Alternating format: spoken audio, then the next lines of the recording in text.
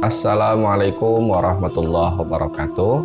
Sahabat channel Ruang Berpikir yang berbahagia, sudah tiba saatnya kembali kita mengisi kekosongan pikiran kita dengan mengikuti Renungan Ramadan bersama Guru Besar Psikologi Pendidikan yaitu Bapak Profesor Muhyiddin Syah, Ketua Program Doktor Pendidikan Islam Pasca Sarjana UIN Sunan Gunung Jati Bandung.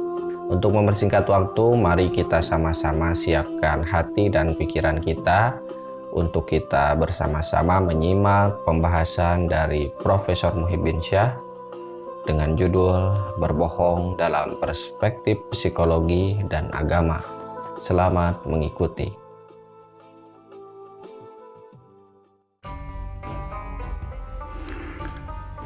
Bismillahirrahmanirrahim. Assalamualaikum warahmatullahi wabarakatuh. Para bapak, para ibu, dan saudara-saudara pemirsa yang berbahagia. Kali ini saya akan menelaah topik berbohong, perspektif psikologi dan agama, yakni ucapan dan perbuatan dusta menurut pandangan psikologi dan ajaran Islam. Banyak orang percaya bahwa sekali pembohong tetap pembohong. Akibatnya, cerita seorang pembohong meskipun terkadang mengandung kebenaran sering dianggap nonsens. Orang bilang, jangan mendengarkan ocehannya, dia pembohong. Benarkah? Ungkapan ini ternyata mengandung kebenaran psikologis. Para pemirsa, otak seorang pembohong cenderung membuat perilaku berbohong muncul lebih mudah dan berkembang menjadi kebiasaan. Fakta dan pengalaman keseharian di lingkungan kita membuktikan bahwa sejumlah kebohongan ringan atau kecil dapat menjadi kebiasaan, yakni kebiasaan berbohong. Oleh karenanya, kalau di antara kita ada yang gemar berbohong, meskipun cuma iseng dan ringan, maka sebaiknya kita bantu dengan segala cara agar ia menghentikan kegemarannya yang merugikan itu. Mengapa? Kegemaran buruk berbohong itu cepat atau lambat akan berubah menjadi kebiasaan psikis. Kemudian, kebiasaan ini berkembang menjadi cikal bakal kebohongan serius dan besar yang merugikan bahkan membahayakan orang lain dan lingkungan sekitar. Majalah Time edisi Oktober 2016 memberitakan hasil sebuah penelitian dari program studi Experimental Psychology di University College London. Para peneliti menguji kecenderungan tidak jujur dari sekelompok orang saat memindai otak mereka dengan mesin MRI, Magnetic Resonance Imaging. Dalam setiap pengujian eksperimental, para peneliti mendokumentasikan perubahan dalam otak orang-orang yang diuji.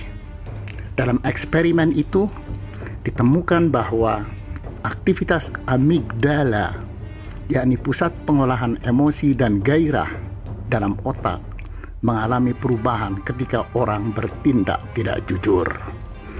Semakin tidak jujur seseorang kepada rekannya, semakin kurang aktif amigdala orang tersebut ketika dipindai dengan MRI.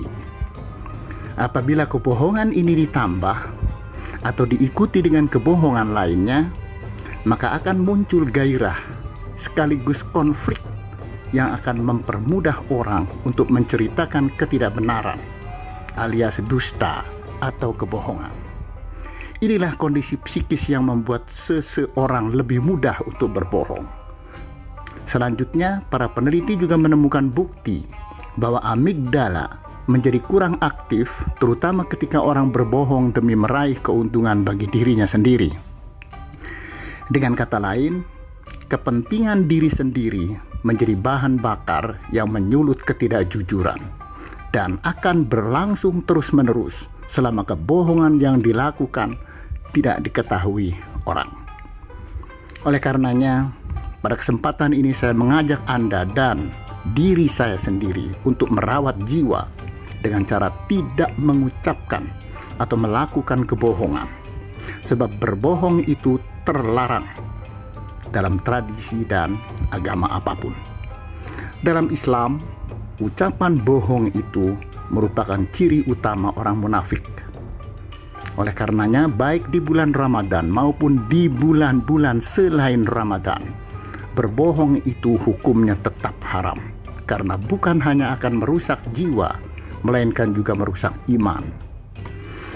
Allah berfirman dalam surah An-Nahl ayat 105, Innama yaftaril kadhibal ladzina la yu'minuna biayatillah wa ulaika humul kadzibun. Sesungguhnya yang mengada-adakan kebohongan hanyalah orang-orang yang tidak beriman kepada ayat-ayat Allah, dan mereka itulah para pendusta. Sebagai catatan tambahan, perlu kita ketahui bahwa berbohong itu pada situasi tertentu memang dibolehkan. Misalnya, apabila kita sedang berperang melawan musuh, atau ketika kita harus menyelamatkan jiwa orang baik yang sedang terancam. Dalam hal ini, berlakulah kaidah yang berbunyi ad-darurat tubihul mahzurat. Hal-hal darurat atau emergency memperbolehkan hal-hal yang semula dilarang. Para pemirsa, sebagai penutup saya mengimbau agar mulai saat ini kita semua, Anda dan saya sendiri, menjauhi dusta atau kebohongan, apalagi menyebarkannya sebagai fitnah dan ujaran kebencian. Imbauan ini saya sampaikan mengingat pentingnya memelihara kesehatan jiwa dan keteguhan iman kita agar tetap kuat. Dengan jiwa yang sehat dan iman yang kuat, kita akan memiliki nafsu mutmainnah, jiwa yang tenang, jiwa yang tentram, yang pada gilirannya insya Allah akan dapat meraih mardhatillah. Hal ini diisyaratkan Allah dalam surah Al-Fajr ayat 27 sampai 30 yang berbunyi, Ya ayyatuhan nafsul mutmainnah, wahai jiwa yang tenang, irji'i ila rabbiki radiyatan mardiyah, kembalilah kepada Tuhanmu dengan kepuasan jiwa dan keridhaan darinya.